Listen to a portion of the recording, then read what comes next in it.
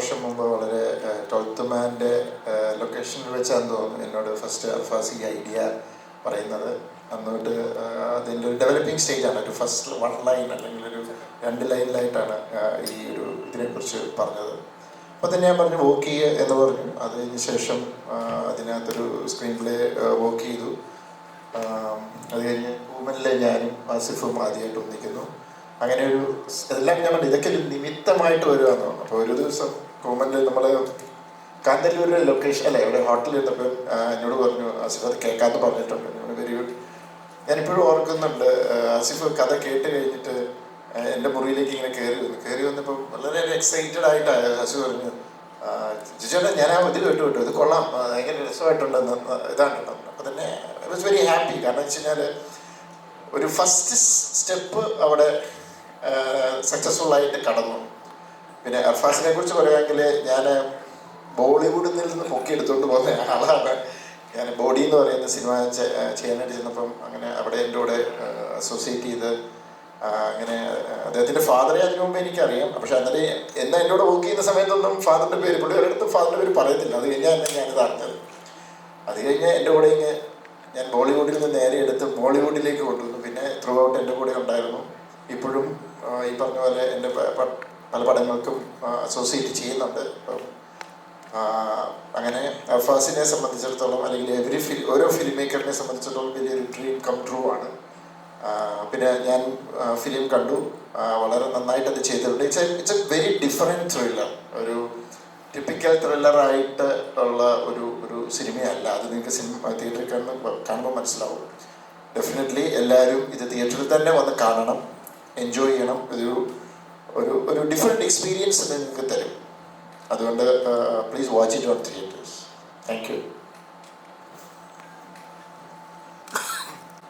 ജിത്തുചേട്ടൻ പറഞ്ഞ പോലെ ഈ സിനിമയുടെ സ്ക്രിപ്റ്റ് എൻ്റെ അടുത്ത് അർഫാസ് പറയുന്നത് ഞങ്ങൾ കൂമൻ ഷൂട്ട് ചെയ്യുന്ന സമയത്താണ്. കൂമൻ ഷൂട്ട് ചെയ്യുമ്പോൾ ത്രൂ ഔട്ട് എനിക്ക് അർഫാസിനെ ഞാൻ നോട്ടീസ് ചെയ്യുന്നുണ്ടായിരുന്നു. അതായത് ജിത്തു സാർ എന്ത് ചിന്തിക്കുന്നു എന്നുള്ളത് ഒരു സെക്കൻഡ് മുന്നേ അർഫാസ് മനസ്സിലാക്കി അർഫാസ് അത് റെക്ടിഫൈ ചെയ്യും എന്നുള്ളത് ഒരു വൈസ് ക്യാപ്റ്റൻ എന്ന നിലയിൽ അർഫാസ് ഭയങ്കര സക്സസ്ഫുൾ ആയിരുന്നു. പിന്നെ ആ സിനിമയുടെ ത്രൂ ഔട്ട് ഷൂട്ടിങ്ങിൽ ഒരു അസോസിയേറ്റ് ഡയറക്ടർ എങ്ങനെ നിൽക്കണം എന്നുള്ളതിനൊരു വലിയ എക്സാമ്പിളായിട്ടാണ് എനിക്ക് അർഫാസിനെ ഫീൽ ചെയ്തത്. അപ്പം ഞാൻ അർഫാസിനോട് നല്ല ഒരു സിനിമ നമുക്ക് ചെയ്യണ്ടേ എന്ന് ചോദിക്കാൻ തുടങ്ങുന്നതിന് 1 മിനിറ്റ് മുന്നെയാണ് അർഫാസ് എൻ്റെ അടുത്ത് ഇങ്ങോട്ട് ചോദിക്കുന്നത് ഞാനൊരു സ്ക്രിപ്റ്റ് പറഞ്ഞാൽ കേൾക്കുമോ എന്ന്. അപ്പോൾ ഞാൻ പറഞ്ഞു അർഫാസ് ഞാനിത് അങ്ങോട്ട് ചോദിക്കാൻ നിൽക്കുമായിരുന്നു എന്ന് പറഞ്ഞു. അങ്ങനെ അർഫാസിൻ്റെ അടുത്ത് ഇപ്പം ജിത്തുചേട്ടൻ പറഞ്ഞ പോലെ ബോളിവുഡ് ഹിസ്റ്ററിയൊക്കെ എനിക്കറിയാം. ഇടയ്ക്കിടയ്ക്ക് സംസാരിക്കുമ്പോൾ ഹിന്ദി കയറി വരും. അപ്പം മൊത്തം ലൊക്കേഷനിൽ ഒരു ബോളിവുഡ് ബിൽഡപ്പ് ഉണ്ടായിരുന്നു. പക്ഷെ നല്ല ടെക്നീഷ്യനാണ്, നല്ല പണിക്കാരനാണ് എന്നൊക്കെ അറിയാവുന്നത് കൊണ്ടും അർഫാസിൻ്റെ ഒരു മൊത്തത്തിലുള്ള സ്റ്റൈലും ഒക്കെ വെച്ചിട്ട് ഞാനൊരു റോം കോം കഥയായിരിക്കും, ഒരു റൊമാൻറ്റിക് കോമഡി ആയിരിക്കും അർഫാസ് എന്നോട് പറയാൻ പോകുന്നത് എന്നുള്ളൊരു മുൻവിധിയിലാണ് ഞാൻ കഥ കേൾക്കാനിരുന്നത്. പക്ഷെ എന്നെ ഞെട്ടിച്ചുകൊണ്ട് അർഫാസ് പറഞ്ഞു തുടങ്ങിയത് ഒരു ത്രില്ലറായിരുന്നു. അത് വളരെ ഒരു വെയ്ഗായിട്ടുള്ള ഐഡിയ അങ്ങനെയൊന്നുമല്ല. അർഫാസ് വളരെ ക്ലാരിറ്റിയിലാണ് എന്നോട് ഈ കഥ പറയുന്നത്.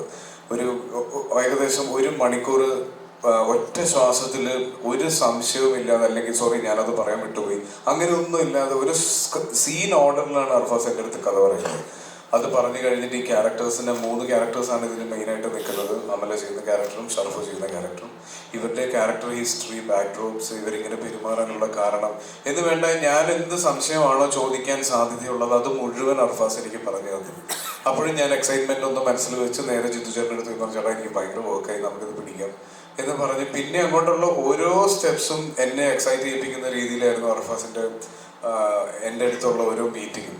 അപ്പോൾ അങ്ങനെ വന്ന് ഞങ്ങളിത് ഷൂട്ട് ചെയ്യുമ്പോൾ ആദ്യം ഷൂട്ട് ചെയ്യാൻ പ്ലാൻ ചെയ്തത് ഒരു ഭയങ്കര ഡെസേർട്ടഡ് ആയിട്ടുള്ള ഒരു സ്ഥലം വേണമെന്നായിരുന്നു. അപ്പം മൊത്തത്തിൽ ഈ സിനിമയുടെ ഒരു നെറേറ്റീവിലും മേക്കിങ്ങിലും അർഫാസിനൊരു പുതുമ ആഗ്രഹം ഉണ്ടായിരുന്നു. അപ്പം അങ്ങനെ അതിൽ നിന്നാണ് ഇതിനൊരു പുതിയ ലൊക്കേഷൻ തന്നെ വേണം, അല്ലെങ്കിൽ നമ്മൾ സ്ഥിരം കാണുന്ന മലയാള സിനിമയിലോ മേ ബി ഒരു സൗത്ത് ഇന്ത്യൻ സിനിമയിൽ നമ്മൾ കണ്ടിട്ടുള്ള ഒരു ഫ്ലേവർ മാറ്റി പിടിക്കണം എന്നുള്ളതിലാണ് ഈ സിനിമ ട്യുണീഷ്യ വരെ എത്തുന്നത്. റാമിൻ്റെ ലൊക്കേഷൻ ട്രെക്കിക്ക് ഇവർ പോകുന്ന സമയത്ത് കണ്ടൊരു ലൊക്കേഷൻ അർഫാസിൻ്റെ മനസ്സിലുണ്ടായിരുന്നു. അങ്ങനെ അത് കമ്മ്യൂണിക്കേറ്റ് ചെയ്ത് നമ്മൾ അവിടെ ഷൂട്ടിങ്ങിനെത്തി.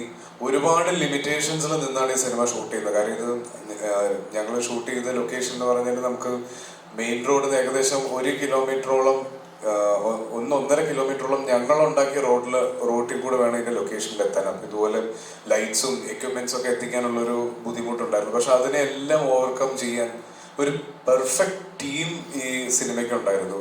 ഇതിൽ DOP അപ്പു പ്രഭാകറാണ് ചെയ്തിരിക്കുന്നത്. മലയാള സിനിമയിൽ ഇനി അറിയപ്പെടാൻ പോകുന്ന, അല്ലെങ്കിൽ മലയാള സിനിമയിൽ ഏറ്റവും തിരക്കുള്ള സിനിമാറ്റോഗ്രാഫേഴ്സിൽ ഒരാളാവാൻ പോകുന്ന ആളായിരിക്കും അപ്പു. അതുപോലെ JD ഇതിൻ്റെ സൗണ്ട് ചെയ്തിരിക്കുന്നവർ, ഇതിൻ്റെ ടെക്നിക്കൽ സൈഡ് മുതൽ ഇതിലെല്ലാവരും ഈ സിനിമയെ ഇഷ്ടപ്പെട്ട് ഇതൊരു നല്ല സിനിമയാക്കണം എന്ന ആഗ്രഹത്തോടെ വർക്ക് ചെയ്ത ആളുകളാണ്. ഒരു ചെറിയ ക്രൂ വെച്ചിട്ടാണ് ഈ സിനിമ ഷൂട്ട് കംപ്ലീറ്റ് ചെയ്തത്. അത് ജിത്തു ചേട്ടനെ പോലെ ഒരു ആളുടെ ഗൈഡൻസിൽ ഈ സിനിമ റിലീസാവുന്നു. അപ്പോൾ എനിക്ക് ഒരുപാട് പ്രതീക്ഷയുള്ളൊരു സിനിമ കൂടിയാണിത്. അപ്പോൾ ഇതിൻ്റെ ട്രെയിലറും ഒക്കെ കണ്ടു കഴിയുമ്പോൾ ആളുകൾക്ക്, നിങ്ങൾക്ക് എല്ലാവർക്കും ഇതിൻ്റെ ഒരു മൂഡ് മനസ്സിലായിട്ടുണ്ടാവുമെന്ന് ഞാൻ വിചാരിക്കുന്നു. ഇതൊരു തിയേറ്റർ ഫൺ എൻ്റർടൈനർ എന്നൊന്നും പറയുന്നില്ല, നല്ലൊരു സിനിമയായിരിക്കും ഇത് എന്നുള്ളതിൻ്റെ അകത്ത് എനിക്കൊരു സംശയമില്ല. ബാക്കി കണ്ടിട്ട് നിങ്ങളാണ് തീരുമാനിക്കേണ്ടത്. Thank you. I think main highlight points ഇവരെല്ലാവരും പറഞ്ഞു കഴിഞ്ഞു. ഞാനും എൻ്റെ പ്രോജക്റ്റിലേക്കുള്ള entries through Jithu sir. Jithu സാറിൻ്റെ അടുത്ത് എനിക്കൊരു കോൾ വന്നിട്ടാണ് ഞാൻ അർഫാസിനെ മീറ്റ് ചെയ്യുന്നത്. അപ്പം തന്നെ ജിത്തു സാർ എനിക്ക് അർഫാസിനെ പറ്റിയൊരു നല്ലൊരു ഇൻട്രൊഡക്ഷൻ തന്നിരുന്നു. So and being a huge Jithu sir movie fan, ഞാൻ അത്രയും എക്സൈറ്റഡ് ആയിട്ട് തന്നെയാണ് ഞാൻ അർഫാസിനെ മീറ്റ് ചെയ്തത്. I was really looking forward to that narration. And story കേട്ടപ്പോൾ തന്നെ ഇതിലേക്ക് എന്നെ അട്രാക്ട് ചെയ്ത, അല്ലെങ്കിൽ എനിക്ക് ചെയ്യാനായിട്ട് ഒത്തിരി എക്സൈറ്റ് ചെയ്ത ഫാക്ടർ ഇതിൻ്റെ സ്റ്റോറി ആൻഡ് സ്ക്രീൻ പ്ലേ ആണ്.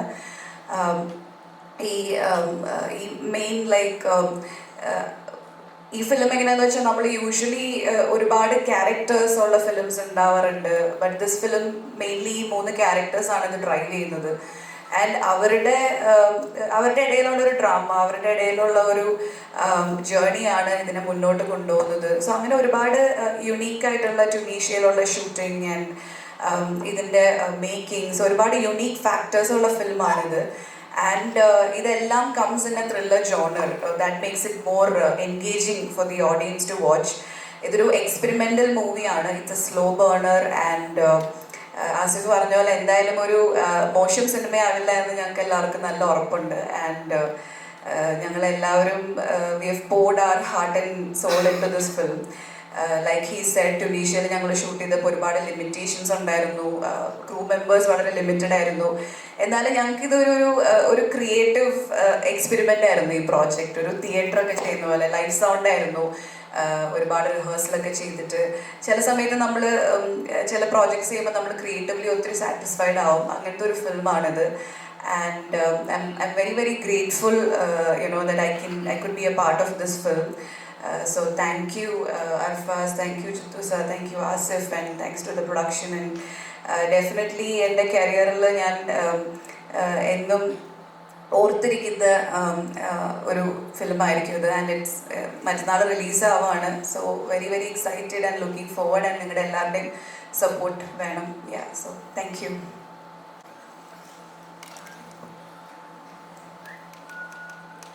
നമസ്കാരം. ലെവൽ ക്രോസ് 26 ജൂലൈ റിലീസാവാണ്. അപ്പോൾ നിങ്ങളെല്ലാവരും പോയി കാണണം. Thank you. ഡിസ്റ്റർബൻസ് ഉണ്ടാവും. ഇപ്പം ഗോൾഡ് ലൈഫ് നോക്കിക്കഴിഞ്ഞാൽ പിന്നെ നാട്ടിലെ വെള്ളം അല്ലെങ്കിൽ പുഴയൊക്കെ കാണിച്ച് അത് ബാലൻസ് ചെയ്യുന്നുണ്ട്. അപ്പം ഈ ഒരു സിനിമയിൽ എന്തായിരിക്കും, ഓൾറെഡി ഇപ്പം ഗോൾഡ് ലൈഫിൽ അങ്ങനെ കാണിച്ചതുകൊണ്ട് അത് തന്നെ വീണ്ടും കാണിക്കാൻ ഒക്കത്തില്ല. അപ്പം ഈ ഒരു സിനിമയിൽ എന്തായിരിക്കും ഞാൻ ഒരുപാട് പ്രതീക്ഷിച്ചു. അപ്പം അതിന് ഏറ്റവും ആപ്റ്റായിട്ടുള്ള ഒരു രീതിയിലാണ് ഇപ്പം ഇടുക്കി ആണെന്ന് തോന്നുന്നു, അല്ലെങ്കിൽ തേയിലത്തോട്ടം കാണിച്ചിരിക്കുന്നത്. അത് ബ്രില്യൻ്റ് ആയിട്ടുള്ള ഒരു ഡിസിഷനാണ്. അപ്പം അതിലേക്ക് വന്നെത്തിയത് എന്താണ്, അല്ലെങ്കിൽ എന്ത് തോട്ടാണ് ആ ഒരു ഇതിലേക്ക് വന്നത്? Thank you. ഒന്ന്, ഗോഡ് ലൈഫ് വേറെ ജോണിലുള്ള സിനിമയാണ്. ഒരു സർവൈവൽ ഡ്രാമയാണ്. ഇതൊരു സർവൈവൽ ഡ്രാമ അല്ല. ഇത് വളരെ എൻഗേജിങ് ആയിട്ടുള്ളൊരു ത്രില്ലർ ആണ്. അതിൻ്റെ പ്രിമൈസ് എന്ന് പറയുന്നത് ഒരു ഡെസേർട്ടാണ്. സഹാറ ഡെസേർട്ടിലാണ് നമ്മൾ ഷൂട്ട് ചെയ്തത്. But it's an imaginary world.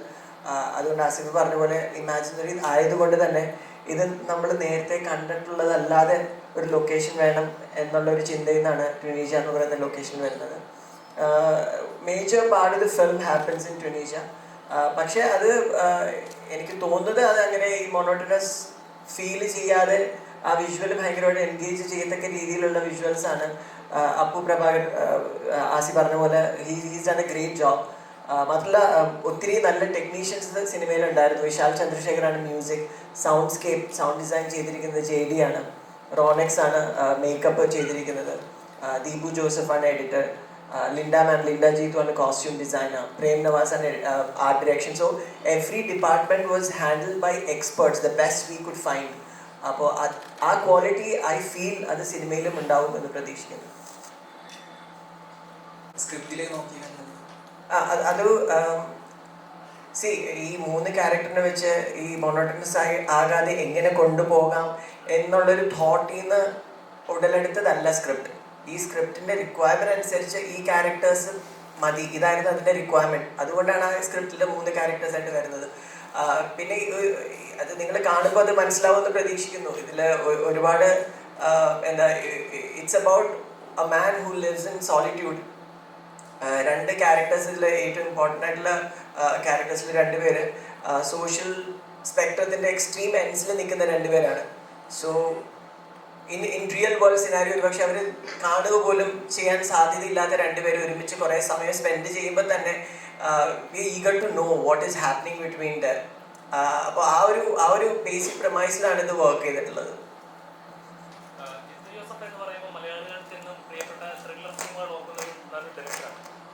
അദ്ദേഹം പ്രസന്റ് ചെയ്യാന്ന് പറയുമ്പോൾ അതേപോലെ തന്നെ മലയാളം എക്സ്പെക്ടേഷൻ എന്തൊക്കെയാണ്, ചിത്രത്തിൽ എന്തൊക്കെ സസ്പെൻസ് ആണ് ഒളിപ്പിച്ചിരിക്കുന്നത്, പ്രേക്ഷകരെ തൃപ്തിപ്പെടുത്താൻ സസ്പെൻസ് അതിനകത്ത് ഒളിപ്പിച്ച് വെച്ചിട്ടുണ്ടോ? അത് നിങ്ങൾ കണ്ടിട്ട് പറയാ. ജീതു സാറിന്റെ പേര് അസോസിയേറ്റഡ് ആകുമ്പോൾ ഓബിയസ്ലി അതിലൊരു എക്സ്പെക്ടേഷൻ ഉണ്ട്. അതുകൊണ്ട് തന്നെ it will help to attract the audience. At the same time അതൊരു റെസ്പോൺസിബിലിറ്റി കൂടെയാണ്. സാറിന്റെ പേര് മോശമാക്കാണ്ട് നമ്മൾ സിനിമ ചെയ്യണമല്ലോ. So I feel we as a team have done justice to it. ബാക്കി നിങ്ങൾ കണ്ടിട്ട് തീരുമാനിക്കാം.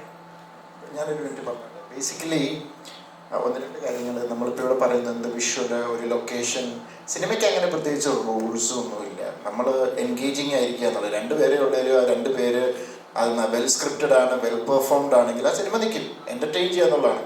ഇവിടെ എത്രയോ 100 ആർട്ടിസ്റ്റിൽ നിന്ന് അഭിനയിച്ച പടമൊക്കെ ഇവിടെ തിയേറ്ററിൽ കൂടെ സർവൈവ് ചെയ്യാതെ പോയിട്ടുണ്ട്. സോ അതല്ല എനിക്ക് ഇതിനകത്ത് ഏറ്റവും അട്രാക്ഷൻ തോന്നിയത്, അല്ലെങ്കിൽ എനിക്ക് ഏറ്റവും ഇഷ്ടപ്പെട്ടത്, അർഫാസ് എന്നോട് വന്ന് ഈ കഥ പറഞ്ഞപ്പോൾ ഞാൻ അർഫാസ് അങ്ങനെ ചിന്തിച്ചല്ലോ എന്നുള്ള. ആസ് എ ഫിലിം മേക്കർ സാധാരണ ആൾക്കാർ ചിന്തിക്കുന്നതിൽ നിന്ന് വിഭിന്നമായി ചിന്തിച്ചു എന്ന് കരുതി അർഫാസ് ഇപ്പം പറയുന്ന ലോകത്തിൽ ഇന്നവരെ ആരും പറയാത്ത കാര്യമൊന്നുമല്ല. കാരണം ഞാൻ പണ്ട് ഞാൻ സിനിമയിലേക്ക് വരാൻ ആഗ്രഹിച്ചിരുന്ന സമയത്ത് ശേഖർ കപൂർ, ഞാനൊരു ഇൻ്റർവ്യൂ പറഞ്ഞിട്ടുണ്ട്, മഹേഷ് ഭട്ട് ശേഖർ കപൂർ ഇൻ്റർവ്യൂവിലും മഹേഷ് ഭട്ട് ശേഖർ കപൂറിനോട് ചോദിക്കുന്നുണ്ട് ബഡ്ഡിങ് ഡയറക്ടേഴ്സിന് എന്തെങ്കിലും മെസ്സേജ് കൊടുക്കാനുണ്ടോ എന്ന് ചോദിച്ചു. അദ്ദേഹം പറഞ്ഞു, if you want to be a good director go against the rules of the industry എന്നാണ്. അപ്പോൾ ഇവിടെ എല്ലാവരും ഒരേ പാറ്റേൺ, ഒരേ ഇത് എങ്ങനെ ചെയ്യും അങ്ങനെ ചിന്തിക്കുമ്പോൾ അർഫാസ് വന്ന് എന്നോട്, അർഫാസ് പല കഥകൾ പറഞ്ഞിട്ടുണ്ട്, അത് പലതും ബാക്കിയൊക്കെ നല്ലത് തന്നെയാണ്. പക്ഷെ ഇത് എനിക്ക് ഭയങ്കരമായിട്ട് സ്ട്രൈക്ക് ചെയ്തു. കാരണം ഇറ്റ്സ് എ ഡിഫറെൻറ്റ് ഫിലിം. അതുകൊണ്ട് തന്നെയാണ് ഞാനിങ്ങനെ ഭയങ്കരമായിട്ട് സപ്പോർട്ട് ചെയ്തത്. കാരണം മലയാളത്തിന് ഇന്ന് എനിക്ക് തോന്നുന്നത് ഇന്ത്യയിൽ ഏറ്റവും കൂടുതൽ ഇങ്ങനെയുള്ള ഡിഫറെൻറ്റ് സിനിമകൾ ചെയ്യാനും അത് ആസ്വദിക്കാനും കഴിവുള്ള ഒരു ഗ്രൂപ്പാണ് നമ്മുടെ കേരളം മലയാളികൾ എന്ന് പറയുന്നത്. അതുകൊണ്ട് തന്നെ ഞാൻ ധൈര്യമായിട്ട് നിന്നത് it's A very interesting film. അത് നിങ്ങൾ സിനിമ കാണുമ്പോൾ നിങ്ങൾക്കത് മനസ്സിലാവും. അപ്പോൾ അതിനകത്ത് വിഷ്വലും മാത്രമല്ല, അദ്ദേഹത്തിൻ്റെ സ്ക്രിപ്റ്റിംഗ് ഉണ്ട്, എഴുത്തുണ്ട്, ഇവരുടെ പെർഫോമൻസ് ഉണ്ട്. അതിലാണ് സിനിമ നിൽക്കുന്നത്. ഓഫ് കോഴ്സ് ഫോട്ടോഗ്രാഫി ഉണ്ട്, ബാക്കി എല്ലാ ഘടകങ്ങളും ഉണ്ട്. അപ്പം അത് നിങ്ങൾക്ക് സിനിമ കാണുമ്പോൾ മനസ്സിലാവും. ആസിഫ് ഖാൻ ഈ ഉള്ളത് ആൻഡ് ഇതിലെ മേക്കപ്പ് അല്ലെങ്കിൽ അതിന് വെച്ചിട്ടുള്ള കോസ്റ്റ്യൂംസ്, ലുക്സ്, 2 ലുക്ക് ഉണ്ടെന്നൊക്കെ ട്രെയിലർ കണ്ടപ്പോഴാണ് മനസ്സിലായത്. എത്രത്തോളം ഫിസിക്കലി ഡിമാൻഡിങ് ആയിരുന്നു ലെവൽ ക്രോസ്? ഫിസിക്കലി ഡിമാൻഡിങ് എന്ന് പറയുമ്പോൾ എൻ്റെ ഒരു മേജർ കൺസേൺ അങ്ങനെ ഒരു ക്യാരക്ടറിലേക്ക് എത്തുമ്പോൾ, ആ ഒരു അപ്പിയറൻസിലേക്ക് എത്തുമ്പോൾ അതൊരു ഫാൻസി ഡ്രസ് ആവരുത് എന്നുള്ളൊരു ആഗ്രഹം ഉണ്ടായിരുന്നു. കാര്യം ആ സ്ക്രിപ്റ്റ് ഡിമാൻഡ് ചെയ്യുന്ന, അല്ലെങ്കിൽ ആ ക്യാരക്ടർ ഡിമാൻഡ് ചെയ്യുന്ന ഒരു ലുക്ക് അതൊട്ടും ഈ ഏജ് കെട്ടി വെച്ച ഒരു ഫീൽ ഇല്ലാതെ കുറച്ച് റിയൽ ആയിരിക്കണം, ഒറിജിനൽ ആയിരിക്കണം എന്നൊരു ആഗ്രഹം ഉണ്ടായിരുന്നു. അപ്പം അതിന് വേണ്ടിയിട്ട് 3-4 ഗെറ്റപ്സ് നമ്മൾ ഫൈനൽ ചെയ്തിരുന്നു. കുറച്ചധികം കോസ്റ്റ്യൂംസ് ട്രൈ ചെയ്തിരുന്നു. അപ്പോൾ ആ ഗെറ്റപ്പിലാണ് നമ്മൾ ഈ പറയുന്ന രീതിയിലേക്ക് ക്യാരക്ടർ നരേഷനിലേക്ക് മീറ്റ് ചെയ്യുന്ന ഏറ്റവും അടുത്തുള്ളൊരു ഗെറ്റപ്പായിട്ട് തോന്നിയതായിരുന്നു. അപ്പം അതിനോട് ആ ക്യാരക്ടറിനോട് ജസ്റ്റിഫൈ ചെയ്യുന്ന ഞങ്ങളെ കൊണ്ട് പോസിബിൾ ആയിട്ടുള്ളൊരു പിന്നെ ചാലഞ്ച് എന്ന് പറയുമ്പോൾ അതിൽ ഏറ്റവും വലിയ ചലഞ്ച് അത് തന്നെയായിരുന്നു. നമ്മൾ ഈ വേഷം കെട്ടുകയും പെർഫോം ചെയ്യുന്ന സമയത്ത് ക്യാരക്ടർ ലൂസ് ആവുകയും ചെയ്യുമ്പോഴാണ് അത് ഫാൻസി ഡ്രസ് ആവുക. അപ്പോൾ അത് ആവാതിരിക്കാൻ മാക്സിമം ട്രൈ ചെയ്തിട്ടുണ്ട്. അത് ഇനി പ്രേക്ഷകരാണ് പറയേണ്ടത്. ഇപ്പോൾ ഓരോ സമയത്തും മലയാളത്തിൽ ഓരോ സിനിമ ചെയ്യാൻ വേണ്ടിയിട്ട് അമലപ്പോളിന് ഓരോ കാരണങ്ങളുണ്ടായിരുന്നു. ഇപ്പോൾ ഉദാഹരണത്തിന് ഒരു ഇന്ത്യൻ പ്രണയകഥ ചെയ്യുന്ന സമയത്ത് ഇതിൽ ഇന്നസെൻ്റ് ഉണ്ടോ എന്നുള്ളതാണ് സത്യത്തിൽ കണ്ണോട് ചോദിക്കുന്നത്. അതുപോലെ ലാലേട്ടൻ്റെ കൂടെയുള്ള സിനിമകൾ ചെയ്യുമ്പോൾ അദ്ദേഹത്തിനോടൊപ്പം ചെയ്യാം, അല്ലെങ്കിൽ ജോഷി സാറിൻ്റെ ഡയറക്ഷനിൽ അഭിനയിക്കാം. ലെവൽ ക്രോസിൻ്റെ ഏറ്റവും വലിയ അങ്ങനത്തെ ഒരു കഥയല്ലാതെ ഇഷ്ടപ്പെടുത്തിയത് എന്താണ്? സത്യേട്ടനോട് ഞാൻ ഒരു ഇന്ത്യൻ പ്രണയകഥയിൽ ഇന്നസെന്റ് ഉണ്ടോ എന്ന് ചോദിക്കാൻ കാരണം എന്നാലേ ഞാൻ സിനിമ ചെയ്യുള്ളൂ എന്നുള്ളതല്ല. ഞാൻ ഇന്നസെന്റ് ഭയങ്കര വലിയ ഫാനാണ്. പിന്നെ സത്യേട്ട ഫിലിമിലുള്ള ഒരു കോമൺ ഫാക്ടർ ആണല്ലോ, അപ്പം ആ ഒരു എക്സൈറ്റ്മെന്റിലാണ്. പിന്നെ 2 റൺ ആണെങ്കിലും അതിന്റെ story, Lalettan, Joshi sir, it's a combo. അതൊക്കെ ഒരു വലിയൊരു ബ്ലെസ്സിങ്സ് ആയിട്ടാണ് ഞാൻ കാണുന്നത്. ആക്ച്വലി ഞാൻ ചൂസ് ആൻഡ് പിക്ക് ചെയ്ത ഫിലിംസ് അല്ല, ഇതിലേക്ക് വന്ന ഫിലിംസ് ആണിത്. അതുപോലെ തന്നെ ഈ പ്രോജക്റ്റ് വന്നപ്പോഴും ഞാൻ പറഞ്ഞല്ലോ, ജിത്തു സാർ വിളിക്കുന്നു എന്നെ. പിന്നെ ഞാൻ സ്റ്റോറി കേട്ടു. ആൻഡ് ഇതിൻ്റെ actors Asif and Sharafudheen, technically strong ആയിട്ടുള്ളൊരു ക്രൂ. ആൻഡ് മെയിൻലി എനിക്ക് ഇതിൻ്റെ സ്റ്റോറി എനിക്ക് ആസ് എ ഡയറക്ടർ അർഫാസ് എനിക്കത് നറേറ്റ് ചെയ്തതും അർഫാസിൻ്റെ ഒരു വിഷൻ, അർഫാസിൻ്റെ ക്ലാരിറ്റി എന്നെ അതെല്ലാമാണ് കൺവിൻസ് ചെയ്തത്. So overall it was a good project to be a part of എന്ന് തോന്നി. എനിക്കൊരു നല്ലൊരു ഇൻറ്റ്യൂഷൻ ഉണ്ടായിരുന്നു, ഒരു കൺവിക്ഷൻ ഉണ്ടായിരുന്നു ഇത് എന്തായാലും വർക്ക്ഔട്ട് ആവും. ബിക്കോസ് എല്ലാ ഡിപ്പാർട്ട്മെന്റ്സിലും ഇത് അത്രയും തന്നെ ഈ പടം അർഫാസ് എങ്ങനെയാണോ കാണുന്നത് അതേ വിഷൻ തന്നെയുള്ള ആക്ടേഴ്സും ടെക്നീഷ്യൻസും തന്നെയാണ് ഇതിൻ്റെ കൂടെ ഉള്ളത്. സോ അത് നന്നായിട്ട് വരും എന്നുള്ളൊരു കോൺഫിഡൻസും ഉണ്ടായിരുന്നു. ഇപ്പോൾ എന്തൊക്കെ പറഞ്ഞാലും ഇതൊക്കെ ഉണ്ടാവില്ല. ഇപ്പോൾ ഡേവിഡ് ഫിഞ്ചറാണ് മൈൻഡ് റണ്ണർ പ്രസന്റ് ചെയ്തത് നെറ്റ്ഫ്ലിക്സിൽ എന്ന് പറയുമ്പോൾ ഉണ്ടാകുന്ന ഒരു കാര്യമുണ്ടല്ലോ, അല്ലെങ്കിൽ മണിരത്നം പ്രസന്റ് ചെയ്യുന്നു എന്ന് പറയുമ്പോൾ നമ്മൾ പ്രതീക്ഷിക്കുന്ന ഒരു എസ്തെറ്റിക്സ് ഉണ്ട്. അതുപോലെ ജിത്തു ജോസഫ് പ്രസന്റ് ചെയ്യുന്നു എന്ന് പറയുമ്പോൾ നമ്മൾ പ്രതീക്ഷിക്കുന്ന കുറച്ച് കാര്യങ്ങളുണ്ടല്ലോ, ഈ ട്വിസ്റ്റുകൾ, ക്ലൈമാക്സിലെ റിവീലുകൾ, അതൊക്കെ ഇത് ഇവിടെയും വരുന്നുണ്ടോ ആ സാമ്യങ്ങളൊക്കെ? നിങ്ങളോട് എനിക്കൊരു റിക്വസ്റ്റ് ഉണ്ട്, എങ്ങനെയെങ്കിലും ബെഞ്ച് മാർക്ക് ഒന്ന് ഒഴിവാക്കി തരാമോ? കാരണം ഈ ബെഞ്ച് മാർക്ക് കാരണം ജീവിക്കാൻ പറ്റില്ല. കാരണം ബേസിക്കലി എന്താ പറയുക, ഞാൻ കുറച്ച് സിനിമകൾ ചെയ്തു, അതിനകത്ത് കുറച്ച് ത്രില്ലേഴ്സ് ആയിരുന്നു. ഞാൻ ഹ്യൂമർ ചെയ്തിട്ടുണ്ട്, ഫാമിലി ഡ്രാമ ചെയ്തിട്ടുണ്ട്, കോർട്ട് റൂം ഡ്രാമ ഒക്കെ ചെയ്തിട്ടുണ്ട്. ബെഞ്ച് മാർക്കിൻ്റെ ഒരു ഇതെന്താണെന്ന് എനിക്ക് ഇപ്പോഴും മനസ്സിലായിട്ടില്ല. എൻ്റെ പ്രോബ്ലം അതാണ്. അപ്പം ദൃശ്യം ഇറങ്ങിക്കഴിഞ്ഞപ്പോൾ തൊട്ട് ഏത് സിനിമ വന്നാലും ദൃശ്യം പോലെ ആയാലും ഞാൻ പറഞ്ഞാൽ വേറെ ദൃശ്യം 1 ഉം 2 ഒന്നും കമ്പയർ ചെയ്ത് എനിക്ക് മനസ്സിലാക്കാം. അപ്പം എനിക്കതിപ്പോഴും കൺഫ്യൂസ്ഡ് ആകുക. അതുകൊണ്ട് ഞാൻ ദയവ് ചെയ്ത് പറയാം, എൻ്റെ ബെഞ്ച് മാർക്കും ലെവൽ ക്രോസും തമ്മിൽ കണക്ട് ചെയ്യണ്ട. ലെവൽ ക്രോസ് എന്ന് പറയുന്നത് it's A different film, it's an interesting plot, ഒരു ഡിഫറെൻ്റ് ആയിട്ടുള്ള ഒരു സ്റ്റോറി, അതിനകത്ത് നന്നായിട്ട് പെർഫോം ചെയ്ത നല്ല ക്യാരക്ടറൈസേഷൻസ് ഉണ്ട് അതിനകത്ത്. അപ്പം അതൊരു പുതിയ ഫിലിം മേക്കറുടെ ഒരു തോട്ടാണ്, അതിനെ നിങ്ങൾ സപ്പോർട്ട് ചെയ്യുക. അപ്പം അല്ലാതെ നിങ്ങൾ ഈ സിനിമ ജിത്തു ജോസഫിൻ്റെ യൂഷ്വൽ ട്വിസ്റ്റ് അങ്ങനെ അത് പ്രതീക്ഷ വരരുതേ. ഇതൊരു ഒരു വ്യത്യസ്തമായ ഒരു സിനിമ, ഒരു നല്ലൊരു സിനിമ കാണുക എന്നുള്ള രീതിയിൽ വരിക. അല്ലാതെ ഇതിനകത്ത് ഭയങ്കരമായ ട്വിസ്റ്റ് ഉണ്ട്, അല്ലെ ഭയങ്കരമായ ഹ്യൂമർ ഉണ്ട്, അങ്ങനത്തെ ഒന്നുമില്ല. ഇതൊരു ഡിഫറെൻറ്റ്, അതേ ഒരു വ്യത്യസ്തമായൊരു സിനിമ എന്ന് കരുതി ഒരു കാര്യമാണ് ഞാൻ പറയുന്നത് ലോകത്തിൽ ഇന്നവരെ അടിച്ച് എന്നൊന്നും അവകാശപ്പെടുന്നില്ല. പക്ഷെ വേറൊരു എക്സ്പീരിയൻസ് ആയിരിക്കും സിനിമ എന്നാണ് എൻ്റെ വിശ്വാസം. ജിത്തു സാർ, അർഫാസ് ഏറ്റവും വലിയ വിശ്വസ്തനാണ്. താങ്കൾ കൂടെ കുറേ നാളുകളായിട്ടുള്ള വ്യക്തിയാണ്. അദ്ദേഹം ഇൻഡിപെൻഡൻ്റ് ആണ്, അത് ഏറ്റവും സന്തോഷിക്കുന്ന വ്യക്തിയായിരിക്കും താങ്കൾ എന്ന കാര്യത്തിൽ ഒരു സംശയമില്ല. അർഫാസ് പല കഥകൾ പറഞ്ഞു എന്ന് നേരത്തെ പറഞ്ഞല്ലോ, അതിൽ ഏതെങ്കിലും കഥ ജിത്തു സാറിന് ചെയ്യണമെന്ന് എന്തെങ്കിലും തോന്നുന്നു? അർഫാസ് ആഗ്രഹിച്ചു കഥകൾ പറഞ്ഞു അല്ല പറഞ്ഞു. എനിക്ക് അർഫാസ് ഒരു നല്ലൊരു തോട്ട് ഒരിക്കൽ എന്നോട് പറഞ്ഞു. പാവം കഷ്ടപ്പെട്ട് അതൊരു വർക്ക് ചെയ്തുകൊണ്ട് വന്നത് അത് അർഫാസിന് വേണ്ടി തന്നെ. എനിക്കും ഇഷ്ടപ്പെട്ട ഒരു ഹ്യൂമർ ട്രാക്കിലുള്ളൊരു സിനിമയായിരുന്നു, ഒരു ഇൻട്രസ്റ്റിംഗ് വേർഡ്. അത് പകുതി വർക്ക് ചെയ്തപ്പോഴത്തേക്ക് അതേ കഥയിൽ വേറൊരു സിനിമ വന്നു മലയാളത്തിൽ. അപ്പോൾ നമുക്ക് എന്ത് ചെയ്യാൻ പറ്റും? വർക്ക് ചെയ്തോണ്ടിരിക്കുകയായിരുന്നു. അപ്പോഴൊരു ദിവസം വിളിച്ചു പറഞ്ഞു, സാറേ ആ സിനിമ ഉണ്ടോ, അത് ഇത് തന്നെയാന്ന് പറഞ്ഞു. പിന്നെയും എന്നോട് ഓരോ തോട്ടുകൾ പറഞ്ഞു. അതൊക്കെ കുറച്ച് ഐഡിയാസ് എങ്ങനെ പറഞ്ഞു. അപ്പോൾ ഇങ്ങനെ ചിലത് പറയുമ്പോൾ ചില ഐഡിയാസ് നമ്മൾ സ്ക്രീൻ പ്ലേ ചെയ്ത് വർക്ക് ചെയ്ത് വരുമ്പോൾ ഭയങ്കരമായിട്ടും അത് നന്നായി വരാം. ചിലത് അത്രയും നന്നായി വന്നെന്ന് വരില്ല, ചിലപ്പോൾ ഡ്രോപ്പ് ചെയ്യേണ്ടി വരും. അങ്ങനെ പലത് പറഞ്ഞ കൂട്ടത്തിൽ എന്നോട് ഇത് പറഞ്ഞപ്പോൾ ഞാൻ പെട്ടെന്ന് ഞാൻ ചോദിച്ചു, കുറച്ചുകൂടി ഒന്ന് ഡീറ്റെയിൽഡ് ആയിട്ട് നോക്കിയിട്ട് എന്നോട് പറയാമെന്ന് ചോദിച്ചു. അപ്പോൾ ഞാൻ പറഞ്ഞു, അൽഫാസ് ഇത് ഭയങ്കര ഇൻട്രസ്റ്റിംഗ് ആണ്. ആസ് എ ഫിലിം മേക്കർ നിങ്ങൾക്കത് ഭയങ്കര ഒരു ഒരു ഒരു breakthrough, you are something different എന്നുള്ളൊരു ഫീല് എനിക്ക് തോന്നി. അത് ചിലപ്പോൾ ഓഡിയൻസിന് കിട്ടുമായിരിക്കും എന്നെനിക്ക് തോന്നി.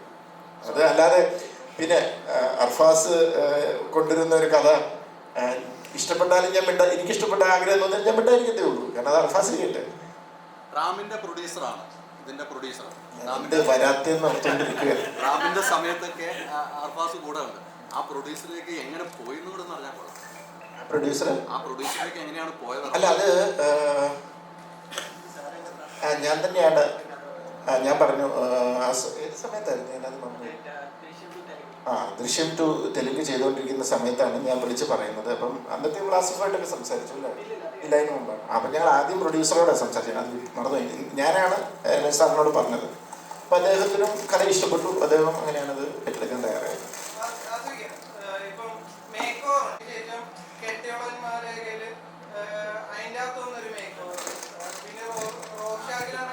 കണ്ണു മാത്രം കാണിച്ചിട്ട് ഉള്ളൊരു മേക്ക് ഓവറായിട്ട് വേണമെങ്കിൽ ഒരു തരത്തിൽ വേണമെങ്കിൽ എന്നെയും അഡ്രസ് ചെയ്യാം. ഇപ്പൊ ഇതിനകത്ത് വരാൻ നേരത്ത് മാസങ്ങളോളം പല്ലിയൊക്കെ അഭിനയിച്ചെന്ന്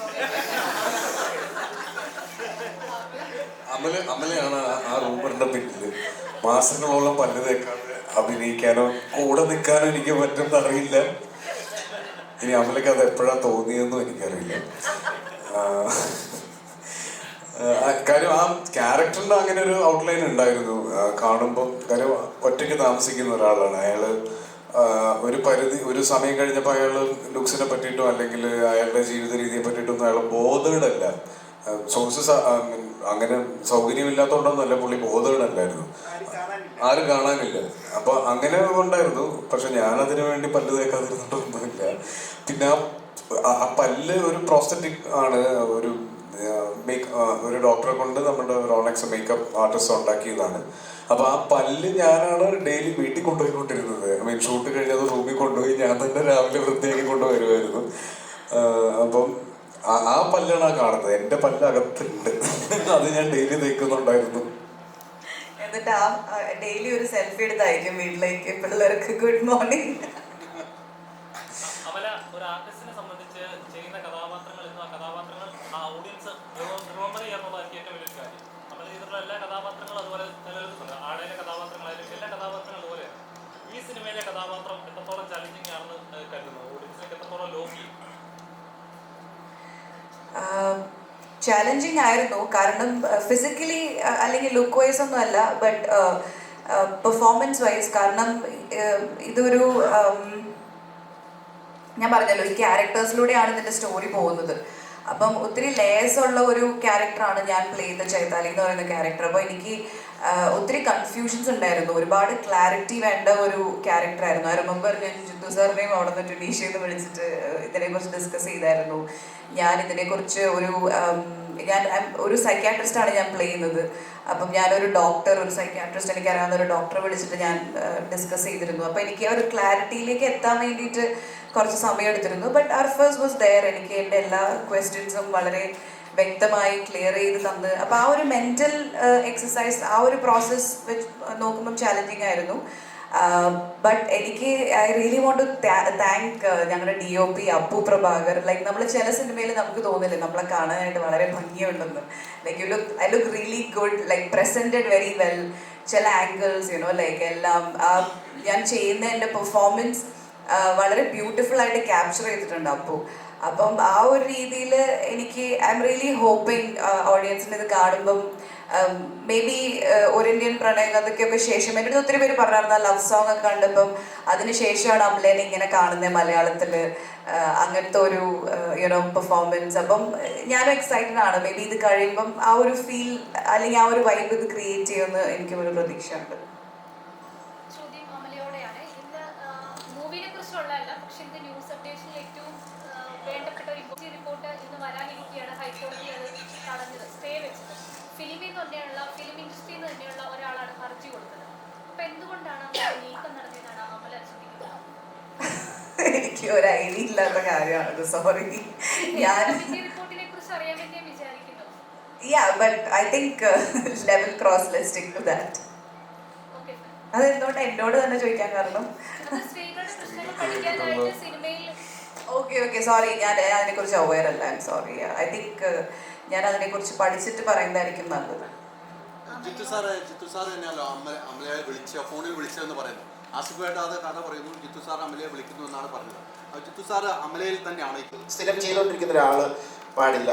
പിന്നെ ന്യൂ ഫേസ് വേണം. ഇങ്ങനെ ഒരു ഡിസ്കഷൻ നടന്നപ്പം ആരോ ഒരാൾ നമുക്ക് പെട്ടെന്ന് ഈ കാസ്റ്റിങ്ങിൻ്റെ സമയത്ത് ചിലപ്പോൾ പല ഫേസസും ഓർക്കത്തില്ല. അങ്ങനെ ഇരുന്നപ്പോൾ ആരോ ഒരാൾ അവിടെ ഇരുന്ന് അമല പോലെ പറയുമ്പോൾ പെട്ടെന്ന് എല്ലാവരും പറഞ്ഞു ഷീസ് ഗുഡ്, കറക്റ്റ്, ഇതിനകത്ത് മാച്ച് ചെയ്യുന്നുണ്ട് ഈ ക്യാരക്ടർ എന്ന് പറഞ്ഞാൽ.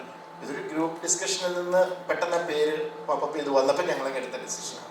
അപ്പോൾ തന്നെ ഞാൻ പറഞ്ഞു എനിക്ക് അമലേനെ അറിയാം, ഞാൻ വിളിക്കാൻ, ഞാൻ സംസാരിക്കാതെ പറഞ്ഞ് ഞാൻ ഇമ്മീഡിയറ്റ് വിളിക്കുകയായിരുന്നു.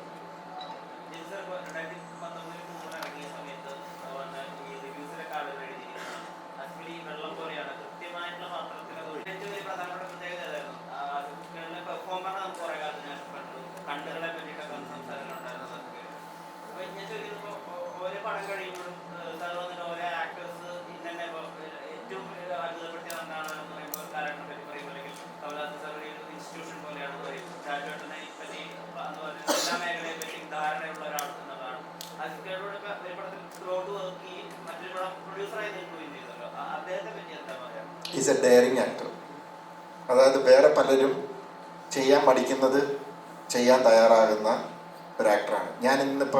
ഞാനത് പറയാം, ഞാനിന്നിപ്പം ബോളിവുഡിലും ഒക്കെ ഞാൻ പോയി പല സബ്ജക്റ്റ് ഡിസ്കഷനും കാര്യങ്ങളും പ്രൊജക്റ്റുകളും ഉണ്ട്.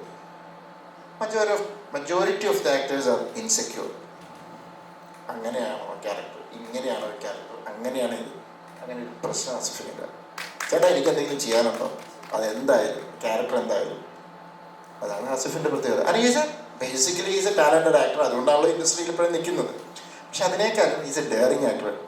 ഇപ്പം ഉയരെ എന്ന് പറയുന്ന സിനിമ ഞാനൊരു കൂമൻ്റെ കഥയൊക്കെ വന്നപ്പോൾ ഞാൻ പറഞ്ഞു, ഞാൻ പറഞ്ഞു ഭയങ്കരമായിട്ട് എനിക്ക് ബഹുമാനവും സ്നേഹവും തോന്നി. കാരണം ആസിഫ് ആ ക്യാരക്ടർ ചെയ്തതാണ്. ഇപ്പോഴും ഇവിടുത്തെ ഒരു പ്രശ്നം പല ആക്ട്രസസും ആക്ടേഴ്സിനോടും നമ്മൾ കഥ പറയുമ്പോൾ അയ്യോ എൻ്റെ ക്യാരക്ടറിന് നെഗറ്റീവ് ഷെയ്ഡ് ഉണ്ടോ. ഞാൻ 12th മാൻ ചെയ്തപ്പോൾ ഫിദ എന്ന് പറയുന്ന ക്യാരക്ടർ ചെയ്യാനായിട്ട് കുറേ ആക്ട്രസുമായിട്ട് ഡിസ്കസ് ചെയ്തപ്പോഴൊക്കെ എല്ലാവരും മാറുക, പേടിച്ചു. എന്തിനാ ഇങ്ങനെ ഇമേജ് കോൺഷ്യസ് ആകുന്നത്? അവരൊരു ഒരു ക്യാരക്ടറിനെ പോർട്രേ ചെയ്യുമല്ലോ, അത് അവരുടെ സ്വഭാവമാണെന്നല്ലല്ലോ നമ്മൾ പറഞ്ഞത്. അതിന് അത്രയും പേടിക്കുന്നുണ്ട് പലരും. അങ്ങനെ എല്ലാവരും ഞാൻ പറയുന്നില്ല, പലരും. പക്ഷെ ആസിഫിൻ്റെ ഏറ്റവും വലിയ ക്വാളിറ്റിയാണ് ഉള്ളത്. Is A good actor and is A daring actor. Thank you sir. ചോദിക്കുകയാണ്, ഈ പറഞ്ഞ പോലെ വേറെയിലെ കഥാപാത്രങ്ങൾ വന്ന് തിയേറ്ററിൽ ഇറങ്ങിയെങ്കിലും സോഷ്യൽ മീഡിയയിൽ വന്നപ്പം നെഗറ്റീവ് ഷെയ്ഡ് വന്നപ്പോഴേക്കും കുറേ നെഗറ്റീവായിട്ട് ഇങ്ങനെ നെഗറ്റീവ് ചെയ്തല്ലോ എന്ന് പറഞ്ഞൊരു ഇമേജ് ഉണ്ടായിരുന്നു. അപ്പോൾ അങ്ങനെ ഒരു ഇമേജ് ഉള്ളതുകൊണ്ടാണോ കൂടുതൽ കഥകൾ അല്ലെങ്കിൽ നെഗറ്റീവ് ഷെയ്ഡ് അല്ലെങ്കിൽ അങ്ങനത്തെ ഒരു കഥാപാത്രം മിസ് ചെയ്ത് പോകുന്നത്? ക്യാരക്ടേഴ്സ് മിസ് ചെയ്ത് പോകുന്നതോ? എനിക്കങ്ങനെ മിസ് ചെയ്ത് പോയി എന്ന് തോന്നുന്നത് ഇല്ല. അങ്ങനെ ക്യാരക്ടേഴ്സ് മിസ്സായിട്ടില്ല എനിക്ക്. പക്ഷെ അങ്ങനെ നെഗറ്റീവ് ചെയ്യും, ഞാൻ ഇതിന് മറുപടി നേരത്തെ പറഞ്ഞിട്ടുണ്ട്. അങ്ങനെ ചെയ്യുമ്പോൾ നമുക്ക് കിട്ടുന്ന ക്യാരക്ടേഴ്സിൻ്റെ ഒരു പ്രഡിക്റ്റബിൾ സ്വഭാവം ഉണ്ടാവില്ല. നമ്മൾ എങ്ങനെ വേണമെങ്കിലും തിരിയാമെന്ന് ഓടിയെന്ന് തോന്നും, അല്ലെങ്കിൽ ഒരു ഹീറോ ഇമേജ് ഉണ്ടെന്നോ ഒരു പോസിറ്റീവ് എൻഡിങ് ആയിരിക്കുന്നോ എന്നുള്ള ഒരു പ്രഡിക്ഷൻ ഇല്ലാതെ ഫ്രീഡം കിട്ടും ആ ക്യാരക്ടേഴ്സിന്. അതാണ് എൻ്റെ ഏറ്റവും വലിയൊരു ക്യാച്ച്. അങ്ങനെ ചെയ്യുന്നത് ക്യാരക്ടേഴ്സിന് മാത്രമല്ല, ഫിലിം മേക്കേഴ്സിനാണ് ഫ്രീഡം കിട്ടുന്നത്. നമ്മളൊരു ചില ക്യാരക്ടേഴ്സ് ആർട്ടിസ്റ്റ് ഹ്യൂമർ ചെയ്യാനായിട്ട് അധികം. അപ്പോൾ നമ്മൾ ഷാജോനെയും ഇവരെയൊക്കെ എടുത്ത് വില്ലൻ വേഷമൊക്കെ ചെയ്ത് ഞാനെപ്പോഴും ആഗ്രഹിക്കുന്നത് ഹീറോ ചെയ്തിരിക്കുന്നവർ നെഗറ്റീവ് ചെയ്യണം, നെഗറ്റീവ് ചെയ്യുന്നവർ അങ്ങനെ ഹീറോ അങ്ങനെയൊക്കെ. അപ്പോൾ എന്നറിയോ, ഒരു ഫിലിം മേക്കറിന്, ഒരു റൈറ്റർക്ക് ഒരു സ്ക്രിപ്റ്റ് എഴുതി ഇങ്ങനെ കൊണ്ടുപോകുമ്പോൾ എങ്ങോട്ട് വേണേലും ആ കഥയെ ചൂസ് ചെയ്ത് കൊണ്ടുപോകാൻ പറ്റും. അപ്പം ഞാൻ പറഞ്ഞ അത് ആസിഫിനെ പോലെ എല്ലാ ആക്ടേഴ്സും ചിന്തിച്ചു തുടങ്ങണം. പ്രത്യേകിച്ചും അതിന് ഏറ്റവും നല്ല സ്കോപ്പുള്ള ഒരു സ്ഥലത്താണ് നമ്മൾ ജീവിക്കുന്നത്, മലയാളം.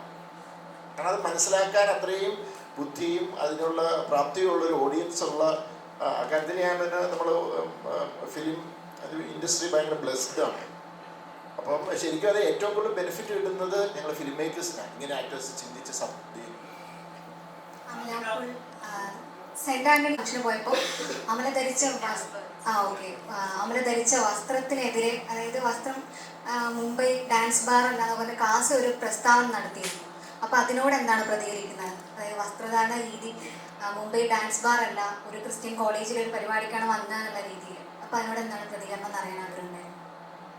പ്രത്യേകിച്ച് പ്രതികരണമൊന്നുമില്ല. I wore what I like. And ഞാൻ ഇട്ട ഡ്രസ്സിന് എന്തെങ്കിലും കുഴപ്പമുണ്ടെന്നോ അത് ഇൻഅപ്രോപ്രിയേറ്റ് ആണെന്നോ ഞാൻ കരുതുന്നില്ല. മേ ബി അത് ക്യാമറയിൽ കാണിച്ച വിധം ഇൻഅപ്രോപ്രിയേറ്റ് ആയിരുന്നിരിക്കാം. ബിക്കോസ് അവിടെ ഉണ്ടായിരുന്ന സ്റ്റുഡൻസിനോ അല്ലെങ്കിൽ I don't feel I wore a wrong dress. But അത് എങ്ങനെയാണോ പോർട്രേ ചെയ്തതെന്നുള്ളത് അത് എൻ്റെ കൺട്രോളിലല്ലല്ലോ. അപ്പം അതിൽ ഐ തിങ്ക് എനിക്ക് I don't have any role to play. അപ്പം അത് ഞാൻ ഇട്ടിരുന്ന ഡ്രസ്സ് എങ്ങനെ ഷൂട്ട് ചെയ്യണം, എങ്ങനെ കാണണം എന്നുള്ളത് it's not in my control. I think that was inappropriate. But ഞാൻ ഇട്ട dress I don't feel there's anything wrong in that. And കോളേജിൽ പോകുമ്പോൾ that's the message I want to give, to be yourself. And I like what I wore. I wore what I like. So അത്രേ ഉള്ളൂ. അമല, ഇത്രയും generation വളർന്നു പറഞ്ഞാൽ വികസനം ഉണ്ടെന്ന് പറഞ്ഞാൽ പോലും ഇപ്പം കോളേജ് എന്നൊക്കെ പറഞ്ഞാൽ ഏറ്റവും നല്ല എഡ്യൂക്കേഷൻ കൊടുക്കേണ്ട അല്ലെങ്കിൽ ഇപ്പം തന്നെ ഡ്രസ്സിങ്ങിലായാലും അവരുടെ ഇഷ്ടമാണ്. ഇപ്പോൾ കോമൺ ബാത്റൂം എന്ന് പറഞ്ഞൊരു സിസ്റ്റം തന്നെ മഹാരാജ് വന്നു. ആണായാലും പെണ്ണാലും ഈക്വാലിറ്റി എന്നുള്ള ഒരു അങ്ങനെയുള്ള സൊസൈറ്റി പോലും ഈ പറയുന്ന പോലെ ഒരു ഡ്രസ്സ് ഇട്ടേക്ക് സോഷ്യൽ മീഡിയയിലൂടെ പറഞ്ഞ കമൻറ്റ് ഇടുക എന്ന് പറഞ്ഞാൽ ഇത് നമ്മുടെ വളർച്ചയെക്കാളും മുരൾച്ചയല്ലേ എടുത്ത് കാണിക്കുന്നത്. അതിപ്പം അങ്ങനെയായി. നമ്മൾ എന്തിട്ടാലും കമന്റ് ഇടാലോ. ഇപ്പം സാരി ഉടുത്താലും അത് എങ്ങനെ പോർട്രേ ചെയ്യുന്നു, അല്ലെങ്കിൽ ഇപ്പം ഇന്ത്യൻ ഡ്രസ് ചുരിദാറോ സാരി ഉടുത്താലും അത് ഐ തിങ്ക് ഓരോരുത്തർ അതിൽ നമുക്ക് പ്രത്യേകിച്ച് കൺട്രോൾ ഇല്ല. അപ്പം അങ്ങനെയുള്ള കാര്യങ്ങളിലേക്ക് I don't really focus because ഞാൻ ഒരു ആക്ടറാണ്. So I want to give my energy into what I do. ഞാൻ ഇവന്റിന് പോകുമ്പോൾ ഞാൻ ധരിക്കുന്ന ഡ്രസ്സ് ഞാൻ എന്താണോ ഞാൻ അങ്ങനത്തെ ഡ്രസ്സാണ് ഞാൻ ഇവന്റിന് പോകുമ്പോൾ ധരിക്കുന്നത്. ഞാൻ സാരീസ് കൊടുക്കാറുണ്ട്, സൽവാസ് കൊടുക്കാറുണ്ട്, വെസ്റ്റേൺ ഡ്രസ്സ് കൊടുക്കാറുണ്ട്. എനിക്കെന്താണോ കംഫർട്ടബിൾ, എനിക്കെന്താണോ എൻ്റെ മൂഡ് എന്താണോ അതനുസരിച്ചാണ് ഞാൻ ഡ്രസ്സ് ചൂസ് ചെയ്യുന്നത്. പിന്നെ it's all part of this game. നേരത്തെ പറഞ്ഞതിന് ഒരു ചോദ്യം ചോദിക്കാം. നേരത്തെ പറഞ്ഞല്ലോ ചില ആർട്ടിസ്റ്റുകൾ കഥാപാത്രം പറഞ്ഞാൽ പിന്മാറുന്നു എന്ന് പറഞ്ഞല്ലോ. അത് അവരെന്ത് അറിവില്ലായ്മയാണ് സാർ ചിന്തിച്ചിട്ടുണ്ട്? അത് ബേസിക്കലി അവർ ഇമേജ് കോൺഷ്യസ് ആയതുകൊണ്ടാണ്. അതുപോലെ തന്നെ ഈ ചില എനിക്ക് തോന്നുന്നു കൂടുതലും ആക്ട്രസസ് ആണെന്ന് തോന്നുന്നു, ഞാനിങ്ങനെ ചിരിക്കുകയോ അല്ലെങ്കിൽ ഇങ്ങനെ എൻ്റെ മുഖം ഇങ്ങനെ ആയി പോവോ. ശരിക്കും അങ്ങനെയൊക്കെ പോയി കഴിഞ്ഞാൽ നമ്മൾ ഒത്തിരി നമ്മളെ തന്നെ കൺട്രോൾ ചെയ്യുന്ന പോലെയാവും. അപ്പോൾ ഇമേജ് കോൺഷ്യസ് ആണ് ഇതെല്ലാം. ഇപ്പോൾ ഈ പറഞ്ഞ പോലെ കുറച്ച് പേര് എഴുതുമായിരിക്കും നെഗറ്റീവ് ക്യാരക്ടർ ചെയ്തല്ലോ അങ്ങനെ. പക്ഷേ ഇപ്പോൾ ഉയരയിൽ അങ്ങനത്തെ ഒരു ക്യാരക്ടർ ചെയ്തു, അത് കഴിഞ്ഞ് ആസിഫിന് എന്തെങ്കിലും സംഭവിച്ചോ? ആസിഫ് മുകളിലേക്ക് ഞാൻ ഗ്രാഫ് വളരുക ചെയ്തത് ആസ് ആൻ ആക്ടർ. അത് മനസ്സിലാക്കി കുറച്ച് പേര് അവിടെ ഇവിടെയൊക്കെ എല്ലാ സൊസൈറ്റിയിലും എല്ലാ കാര്യത്തിനും കുറച്ച് വേറെ രീതിയിൽ ചിന്തിക്കാൻ ആൾക്കാരുണ്ട്. ഇപ്പോൾ ഈ പറഞ്ഞ ഡ്രസ്സിൻ്റെ കാര്യം സൊസൈറ്റി ഇമ്പ്രൂവ് ചെയ്യുന്നുണ്ട്. സോഷ്യൽ മീഡിയ ഉള്ളതുകൊണ്ട് ചിലപ്പോൾ ഒരു 10 പേര് അവിടെ ഇവിടെ ഇരുന്ന് എഴുതുമായിരിക്കും. അതിൻ്റെ അർത്ഥം സൊസൈറ്റി താഴേക്ക് പോകുന്നല്ല, സൊസൈറ്റി ഇമ്പ്രൂവ് ചെയ്ത് തന്നെ പോകുന്നത്. അതിപ്പോൾ 100 കൊല്ലം കഴിഞ്ഞാലും കുറച്ച് പേര് കാണും. എപ്പോഴും ഉണ്ട്. 100 പേരുണ്ടെങ്കിൽ 100 സ്വഭാവക്കാരാണ്, അത്രേ ഉള്ളൂ. അപ്പോൾ അത് എന്താ പറയുക, ഞാൻ ബേസിക്കലി ഈ ക്വസ്റ്റ്യനിലേക്ക് വരികയാണെങ്കിൽ ഇമേജ് കോൺഷ്യസ് ആണ്. ഞാനിപ്പോൾ ഇങ്ങനെ ചെയ്ത് കഴിഞ്ഞ് പുറത്തേക്ക് ഇറങ്ങുമ്പോൾ ആൾക്കാരെങ്ങനെ എടുക്കും, ചിലപ്പോൾ കുറച്ച് പേര് അതുകൊണ്ട് മനസ്സിലാക്കാവുന്നവർക്ക് മനസ്സിലാവും, അത്രേ ഉള്ളൂ. അത് നോക്കരുത്. ആ ഇമേജ് കോൺഷ്യസ് ആകാതെ ആർട്ടിസ്റ്റ് വന്ന് നല്ല രീതിയിൽ പെർഫോം ചെയ്യുന്ന ഒരു ഇത് ആയി വരുന്നുണ്ട്. ഇപ്പം എനിക്കാണ് കുറേ പുതിയ ജനറേഷൻ വരുന്ന പിള്ളേരൊക്കെ കുറച്ച് തയ്യാറാവുന്നുണ്ട്. പക്ഷെ ചിലർക്കൊരു ഇപ്പോഴും ഒരു മടിയുണ്ട്. മാറ്റിയാൽ അവർക്കും നല്ലതാ. പിന്നെ സമീപിക്കും. അവരിപ്പോൾ സാർ ഒരു കഥ പറഞ്ഞിട്ട് അവർ ഇതിന് പിന്മാറി പിന്നീട് സാർ സമീപിക്കാം? ഇല്ല, കാരണം ഞാൻ ഇതിനെ ഒന്ന് പോയിട്ട് ഇതാണെങ്കിൽ പിന്നെ അല്ല ഞാൻ അങ്ങനെ ഞാൻ എഴുതിത്തള്ളുക അല്ലെങ്കിൽ അവനെ. അപ്പം നല്ല പിന്നെ എൻ്റെ സെൽഫിഷ്നെസ്സാണ്. ഞാൻ പോകും, എനിക്ക് ആവശ്യമുണ്ടെന്ന് തോന്നിയാൽ, അല്ലേ ഞാൻ ചെല്ലത്തില്ല. കാരണം നമ്മളൊരു ഒരു ഐറ്റുമായിട്ട് ചെല്ലുവാണ്. അപ്പം അവർ നോക്കേണ്ടതിൻ്റെ പെർഫോം ചെയ്യാനുള്ള സാധ്യതയെക്കുറിച്ചാണ്. അതാണ് ഒരു ആക്ടർ നോക്കേണ്ടത്. അല്ലാതെ എനിക്ക് എങ്ങനെ ആയിരിക്കണം, അയ്യോ എനിക്ക് അങ്ങനെ ആവാൻ പറ്റത്തില്ല, അല്ലെങ്കിൽ എനിക്ക് എന്താ പറയുക ഇല്ലീഗൽ റിലേഷൻഷിപ്പ് ഉള്ളൊരു ക്യാരക്ടർ ആവാൻ പറ്റത്തില്ല, അല്ലെങ്കിൽ പണ്ട് ഏതൊരു ഇതിനകത്ത് ഈ പ്രോസ്റ്റിറ്റ്യൂട്ടായിട്ട് ചെയ്യാൻ ഞാനില്ല. അങ്ങനെ ചിന്തിക്കരുത്. ഇതെല്ലാം ക്യാരക്ടറില്ലേ, അത്രേ ഉള്ളൂ. അപ്പം ചെല്ലാത്തതിൻ്റെ കാരണം എന്താ പറയുക, അവരുടെ സിനിമയോടുള്ള അവരുടെ അപ്രോച്ച് എനിക്ക് മനസ്സിലായി. ദേ ആർ നോട്ട് പാഷനേറ്റ് എന്നൊരു ഫീലിംഗ് വന്നു. ഫെയിമോ അല്ലെങ്കിൽ ലൈം ലൈറ്റോ മാത്രമാണ്. അങ്ങനെ ആകുമ്പം അതിനകത്തൊരു ഇതുണ്ട്, അത്രേ ഉള്ളൂ. നിങ്ങളോട് ഒരു കാര്യം പറയാം, രാമിൻ്റെ ചോദ്യം ഇനി എന്നോടല്ല ചോദിക്കുന്നത്, ഇനി അത് പ്രൊഡ്യൂസറിനോട് ചോദിക്കണം. കാരണം ഐ എം ജസ്റ്റ് ഞാനും ലാലേട്ടനും എൻ്റെ ടീം ഈസ് വെയിറ്റിംഗ് ഫോർ പ്രൊഡ്യൂസറിൻ്റെ ഒരു തീരുമാനത്തിന് വേണ്ടി വെയിറ്റ് ചെയ്യണം. അപ്പം അദ്ദേഹത്തോട് ചോദിക്കുക, കാരണം ഞങ്ങൾ റെഡിയാണ്. അത്രേ എനിക്ക് പറയാൻ പറ്റും. നേരത്തെ അമല മാം സിനിമാറ്റോഗ്രാഫറിനെ പറ്റി പറഞ്ഞു. അപ്പോൾ തീർച്ചയായിട്ടും അദ്ദേഹത്തിനെ പറ്റി പറഞ്ഞു. കാരണം ടീസർ കണ്ടപ്പോൾ തന്നെ എനിക്ക് ഭയങ്കര അത്ഭുതമായിട്ട് തോന്നി. കാരണം നല്ല ഗംഭീരമായിട്ടുള്ള ഷോട്ട്സ് കാണിക്കുന്നത്. അത് എടുത്തു പറയുകയാണെങ്കിൽ ആ ഒരു ഗുഹ അല്ലെങ്കിൽ ആ റെയിൽവേ ട്രാക്ക് അത് ആദ്യമൊക്കെ നടന്നു വരുന്ന ആ ഒരു ഷോട്ട്.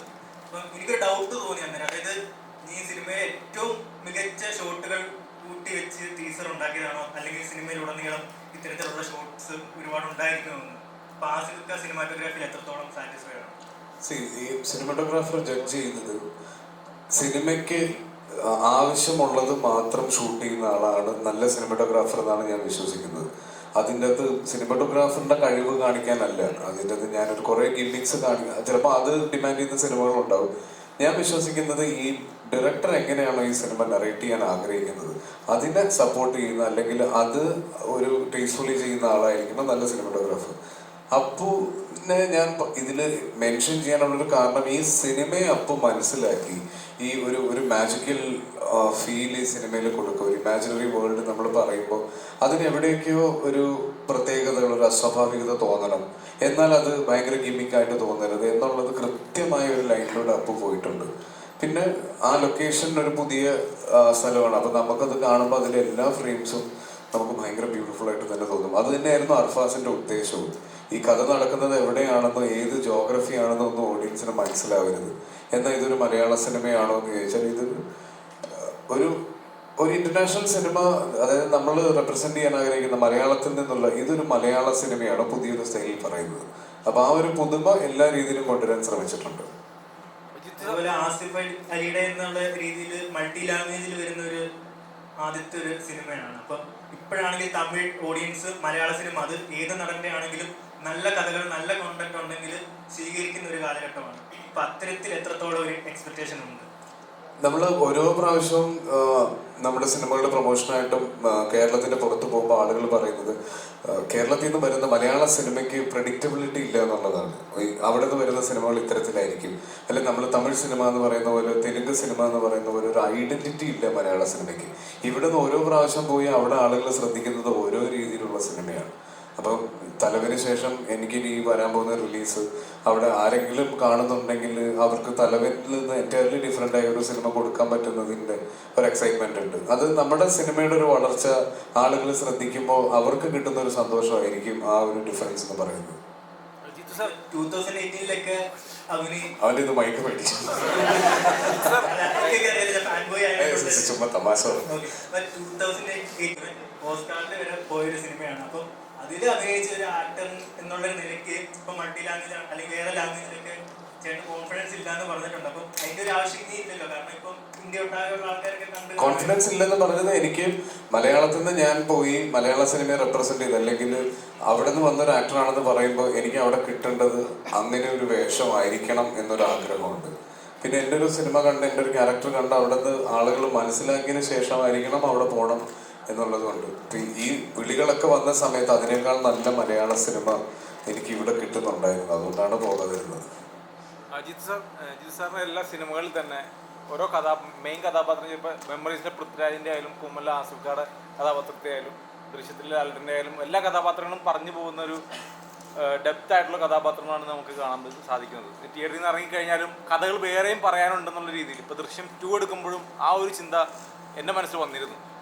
അപ്പോൾ ഈ അടുത്ത് കണ്ടതിൽ ദൃശ്യം 2 കഴിഞ്ഞ് കൂമന് കഴിഞ്ഞ ഒരു ഈ സ്ഥലത്ത് ലാലേട്ടൻ്റെ ഈ ദൃശ്യം 3 വരാണെങ്കിൽ കൂമനിൽ ആസിഫ് അലി ആയിരിക്കണം ഈ പറഞ്ഞ പോലെ ലാലേട്ടൻ്റെ ഒരു ഇത് ഭയങ്കര കമൻറ്റിൽ നിന്നായിരുന്നു. അതുപോലെ തന്നെ എല്ലാ സിനിമകളും എടുത്താൽ ഇപ്പോൾ പൃഥ്വിരാജിൻ്റെ റോള് വേറൊരു സിനിമയ്ക്ക് വേണ്ടിയിട്ട് ഇപ്പോൾ ലാലേട്ടനായിട്ട് ചെയ്യുക, അങ്ങനെയുള്ളൊരു യൂണിവേഴ്സ് ക്രിയേറ്റ് ചെയ്യുക എന്നുള്ള രീതിയിൽ കമൻറ്റ് ഇങ്ങനെ വരാറുണ്ടായിരുന്നു. അത് അത്തരം ഒരു സിനിമ നമുക്ക് ചെയ്യാൻ സാധിക്കും സാറിന് യൂണിവേഴ്സൽ അങ്ങനെ.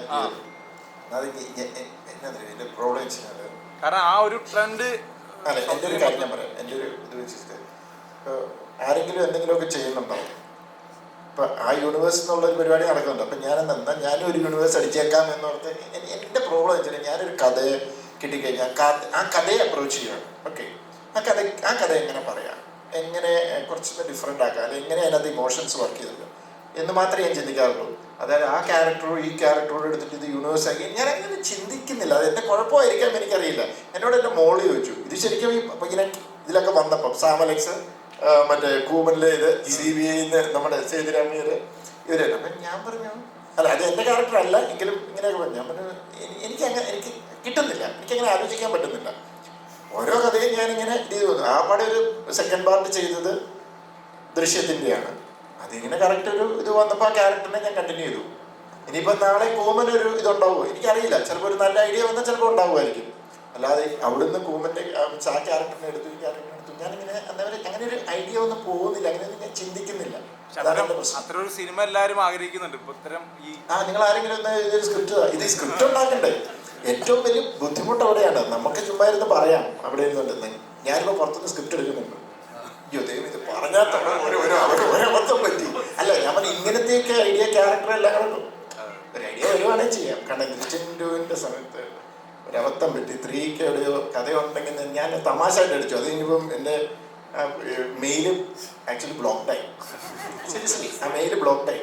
അത് കഴിഞ്ഞപ്പോഴാണ് ഞാനിത് മറന്നുപോയി. അത് കഴിഞ്ഞപ്പോൾ ആരാണ്ട് പറഞ്ഞു സാറ് തന്നെ എനിക്ക് അതിനകത്ത് ആ ടൈം ലൈൻ വെച്ചിട്ട് കാണിച്ചു തന്നപ്പോൾ എനിക്ക് ശരിയാ ഞാനൊരു തമാശയായിട്ട് പറഞ്ഞു. ഞാനങ്ങനെ ചിന്തിക്കുന്നില്ല. അതാണ് പ്രശ്നം. എൻ്റെ പേരിൽ ആരും അയക്കണ്ടോ? ഈ സിനിമയുടെ ഒരു വിശ്വാസ്യത വീണ്ടും വർദ്ധിക്കുകയാണ് പ്രേക്ഷകർ. അത് എങ്ങനെ കാണുന്നു? അല്ല, നമ്മൾ ഏത് പ്രൊഡക്റ്റ് നമ്മൾ ഇൻട്രൊഡ്യൂസ് ചെയ്യുമ്പോഴും അതിൻ്റെ മാർക്കറ്റിങ്ങിന് അതിൻ്റെതായ എഫേർട്ട് എടുക്കണം എന്ന് വിശ്വസിക്കുന്ന ഒരാളാണ് ഞാൻ. എൻ്റെ സിനിമ ഏറ്റവും കൂടുതൽ ആളുകളിലേക്ക് റീച്ച് ചെയ്യണം, അല്ലെങ്കിൽ ആ സിനിമ കാണാനൊരു തോന്നലുണ്ടാക്കണം എന്നുള്ളത് നമ്മുടെ മാർക്കറ്റിങ്ങിൻ്റെ വലിയൊരു അത്യാവശ്യമുള്ളൊരു അതാണ് മാർക്കറ്റിംഗ് ഉദ്ദേശിക്കുന്നത്. അപ്പോൾ അത് എല്ലാ സിനിമയ്ക്കും ചെയ്യുന്നുണ്ട്. പ്രത്യേകിച്ച് ഇത്തരത്തിലുള്ളൊരു സിനിമ വരുമ്പോൾ നമ്മളൊരു പുതിയ നരേറ്റീവ് ഉള്ളൊരു സിനിമയാണ്. അപ്പോൾ ഇതിൻ്റെ അകത്ത് ട്രെയിലർ കാണുമ്പോൾ കിട്ടുന്നൊരു മൂഡുണ്ടല്ലോ, ആ മൂഡ് വെച്ചിട്ട് ഈ സിനിമയ്ക്ക് ആളെ കൊണ്ടുവരണമെങ്കിൽ, ആളുകളിലേക്ക് കൂടുതൽ എത്തിക്കണമെങ്കിൽ നമ്മളൊരു എഫേർട്ട് വേണം. പിന്നെ ഇൻഡസ്ട്രി വലുതാവുകയാണ്. ഒരുപാട് നല്ല സിനിമകൾ വരുന്നു. ഇപ്പം ഈ വർഷം എടുക്കുമ്പോൾ ഈ വർഷം ഇറങ്ങിയ എല്ലാ സിനിമകളും അത്യാവശ്യം ഒരു അബോവ് ആവറേജ് ലെവലിൽ അഭിപ്രായങ്ങൾ നേടിയ സിനിമയാണ്. അപ്പോൾ അങ്ങനെ ഒരു വലിപ്പം ഇൻഡസ്ട്രിക്കും ഫീൽ ചെയ്യണം എന്നൊക്കെ ഉള്ളതുകൊണ്ടാണ് ഇങ്ങനെ എഫേർട്ട് ഇട്ട് മാർക്കറ്റ് ചെയ്യുന്നത്. ആസിഫ് ഖാൻ, ഇപ്പോൾ ഈ റെയിലിൽ തല വെച്ച് ട്രെയിൻ വരുന്നത് കാണുന്ന ഒരു ഷോട്ടാണ് നമുക്ക് എല്ലാവർക്കും മൂന്നാം മിറയിലെ കമൽഹാസനെയും ശ്രീദേവിനെയും ഓർമ്മ വരും. അല്ലെങ്കിൽ പല്ലിൽ കറിയിട്ട ഒരു ആക്ടർ നടക്കുന്നു. അപ്പോൾ കറുത്തപക്ഷികളിലെ ശ്രീ മമ്മൂക്കേനെ ഓർമ്മ വരും. ഇതൊക്കെ ചെയ്യുമ്പോൾ ആസിഫ് ഖാന്റെ മനസ്സിൽ എന്തൊക്കെയാ വരിക? എൻ്റെ മനസ്സിൽ രഘു മാത്രമായിരുന്നു ഉണ്ടായിരുന്നത്. കാര്യം അർഫാസ് അത്ര രസമായിട്ടാണ് എനിക്ക് ആ ക്യാരക്ടർ പറഞ്ഞു തന്നിരുന്നത്. പിന്നെ ഒത്തിരി സമയമെടുത്താണ് നമ്മൾ ഈ സിനിമ ഷൂട്ട് ചെയ്തത്. ഈ പറയുന്ന പോലെ പെർഫോമൻസിന് വേണ്ടിയിട്ടാണെങ്കിലും നമ്മൾ ഒരുപാട് റിഹേഴ്സൽസും ഒരുപാട് വർക്ക്ഷോപ്സും ഒക്കെ ചെയ്തിട്ടുണ്ട്. അപ്പോൾ അത് എല്ലാ ഡീറ്റെയിലിങ്ങും ആ ക്യാരക്ടേഴ്സുണ്ട്. ഞാൻ പറഞ്ഞില്ലേ, ഒരു ഏജ് ഘട്ടലായി പോകരുത് ആ ക്യാരക്ടർ. അപ്പോൾ അത് ഭയങ്കര ഒറിജിനലായിട്ട് നിൽക്കാനുള്ള എല്ലാം എൻ്റെ ഭാഗത്തുണ്ടായിരുന്നു. അല്ലാതെ വേറെ ഒരു റെഫറൻസോ അല്ലെങ്കിൽ വേറെ ആളുകൾ ചെയ്തത് കൊണ്ട് എനിക്കും ഇങ്ങനൊരു വേഷം വേണം. പണ്ട് ഇങ്ങനെ ഒരു തോന്നലുണ്ടായിരുന്നു, ഇങ്ങനെ ഒരു സാധനം ചെയ്താൽ സ്റ്റേറ്റ് അവാർഡ് അടിക്കാം എന്നുള്ളത്. അപ്പോൾ അങ്ങനെയൊന്നുമല്ല. ഇത് ഈ ക്യാരക്ടർ ഇഷ്ടപ്പെട്ട് ഈ സിനിമയെ ഇഷ്ടപ്പെട്ട് തന്നെയാണ് ചെയ്തത്. മലയാളികൾ എവിടെയുള്ള അവരെല്ലാവരും ഇഷ്ടപ്പെട്ടൊരു നടൻ തന്നെയാണ്. അതിലൊന്നും കൂടി പേര് തെളിയിച്ചാണ്. ഇപ്പോൾ നമുക്ക് ഏറ്റവും സന്തോഷം ദുബായിൽ ഇപ്പോൾ താങ്കളുടെ പേര് ഒഴുകി നടക്കാൻ തുടങ്ങിയാണ് എന്ന് ഞങ്ങൾ കേട്ടിരുന്നു. അതുമായിട്ടുള്ള കാര്യങ്ങൾ അല്ല, ഞാനും അറിഞ്ഞു എനിക്കും സന്തോഷമുള്ളൊരു കാര്യമാണ്. ഒത്തിരി അഭിമാനം തോന്നി. അപ്പോൾ അതിൻ്റെ താഴെ ഒരു കോമന്റ് എന്താ പിന്നെ ഇവരൊരു ചില്ലുകൂട്ടിലിട്ട് പുണ്യാളിനായിട്ട് പ്രഖ്യാപിക്കുന്നു. അപ്പൊ അതും എല്ലാം ഇതിന്റെ ഭാഗമാണ്.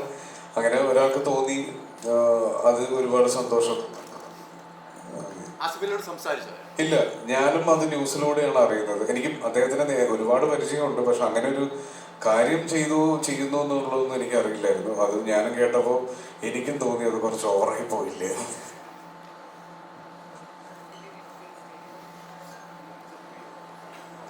ഫിലിം 3 പേരും ഇമ്പോർട്ടൻ്റ് ആയിട്ടുള്ള ക്യാരക്ടേഴ്സാണ് ചെയ്യുന്നത്. അൺഫോർച്ചുനേറ്റ്ലി ഷറഫിന് ചില പ്രശ്നങ്ങൾ കാരണം വരാൻ പറ്റിയിട്ടില്ല.